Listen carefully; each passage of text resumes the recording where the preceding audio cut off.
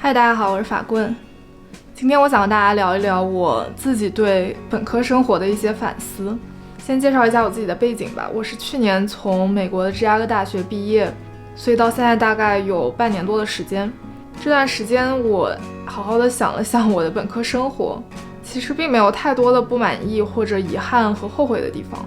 但是确实是有一些点，我觉得如果我能早一点知道的话，会让我的本科生活更加轻松和愉快。所以我今天想把这些经验分享给大家，希望能帮助到现在正在读本科或者以后想来美国读书的同学。我整理了7条建议，有4条是有关学习，3条是有关学习之外的方面。有关学习的第1条是要学会多和别人合作。我觉得初高中的时候自己的学习方式可能更多的还是自己学，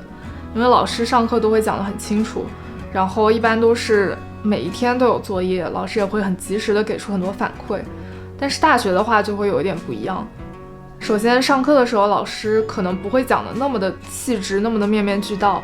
而且作业很多时候可能1周或者2周交一次，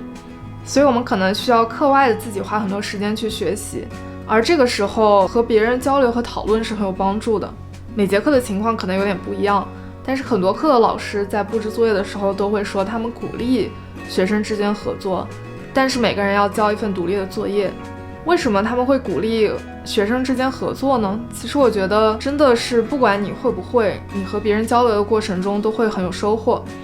如果你自己会的话，别人问你问题，你把它解释给别人听，在这个过程里面你对知识的理解加深了，而且你也可以看看自己到底是不是真的理解了。而如果你不会的话，刚好可以向别人寻求帮助，让别人解释给你听。那如果大家都不会的话，其实大家就可以一起讨论。在之前的学习包括现在的工作里，我慢慢体会到一件事情，就是很多时候灵感真的是需要大家讨论，而不是一个人在那边死命的想出来的。而且这种交流的重要性适用于很多不同的方面，不管你是想要做题或者是想要写 paper， 其实都是的。你和别人多交流交流，你自己也会有更多的想法，更多的灵感。但是在这边提醒大家一点，如果那个作业是要求每个人独立的上交自己的一份的话，一定记得不要抄别人的，也不要把自己的作业直接借给别人抄，这是很基本的原则，但是确实是很重要。学习方面的第2条建议其实和第1条建议也有一些联系，就是多多的寻求帮助。我们可能有的时候已经习惯了就是自己去应科，而不是去问老师或者去问同学。之前也提到了，大学的课可能并不是那么的全面，所以就需要我们在课外积极的去寻求别人的帮助。教授和 TA 的 office hour 就是一个很好的资源。大学里的很多课可能都是 lecture 的形式，就是那种大的讲座一样，这个时候很难让老师认识你，你也很难去认识别的同学。而 office hour 就是一个很好的机会，去多跟别的同学和老师交流。其实不管你课上有多少人，真正去 office hour 的人不会特别多，所以如果对上课的内容或者对课后的作业有什么问题的话，去 office hour 问往往会更容易一点，老师和 TA 也会更加耐心的给你解释。还有一点就是对于以后想要读研或者读博的同学，去 office hour 就更加的重要，因为在你申请研究生和博士的时候都是会要老师的推荐信的。如果老师认识你的话，他给你写的推荐信肯定会更加有力度。而 office hour 因为人比较少，所以就是一个很好的让老师认识你的机会。我觉得如果自己本科再重新来一次的话，我会更加好的安排好时间，然后多去一点 office hour。 有关学习第3点我想跟大家讲的是，如果有机会的话可以多上一些专业以外的课。芝加哥大学它自己就是有核心课程的，核心课程就是一系列不管你学什么专业你都需要去上的课，包括历史、艺术、人文、基础科学等等。我觉得核心课程很好的地方在于，不管你是读什么专业的，它那一系列课程都能对你的专业有所互补。比如说我自己学的专业是偏理科的，那这一系列核心课程就是一个很好的增加文史知识的机会。理科的课大多数都是 lecture 的形式，就是一群人听老师一个人讲，而文科的课很多都是 seminar 的形式，就是一小群人加上老师，大家一起讨论阅读的一些文本。而这些 seminar 的课真的很能提高人的表达能力。我刚来美国的时候真的是非常的害羞，上课都不敢讲话，但是这些 seminar 的课，它会在要求里面就写清楚，它要求每个人都去参与，每个人上课都要讲话，而且这个也是算在你最后的评分里面，所以它就是逼着你去多参与，多表达自己的观点。我也能感觉到每多上一节 seminar 的课，我都会更有勇气去表达自己一点，不管是提出问题，讲自己的观点，或者是对别人的观点有所反馈。而且很多这种课都是需要写 paper 写论文的。那其实写作也是一个真的很通用的技能，不管你以后是继续读书或者去工作，写作能力都特别的重要。所以其实上一些和自己的专业看上去关系不大的课，也是一个能很综合的提升自己能力的机会。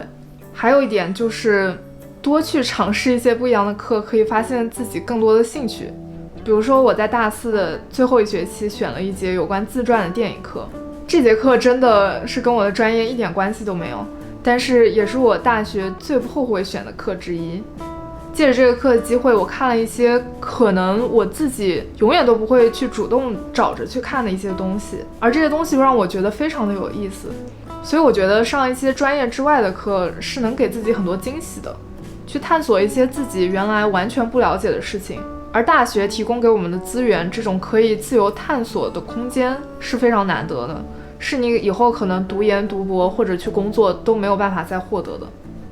但我完全不是在这里呼吁大家去胡乱的选课，恰恰相反，我觉得需要先了解一下自己的专业，如果要毕业的话需要哪些课，或者说如果你以后有继续学习的打算的话，你可以看看去申请那些继续读的项目，他们需要的课有哪些。但是如果在你把这些课排到自己的课表里以后还有空间的话，不妨去选一选那些自己以为自己完全不会接触到的课。有的时候可能当下我们并不知道上这样一节课，这样一节和专业没有关系的课能带给我们什么，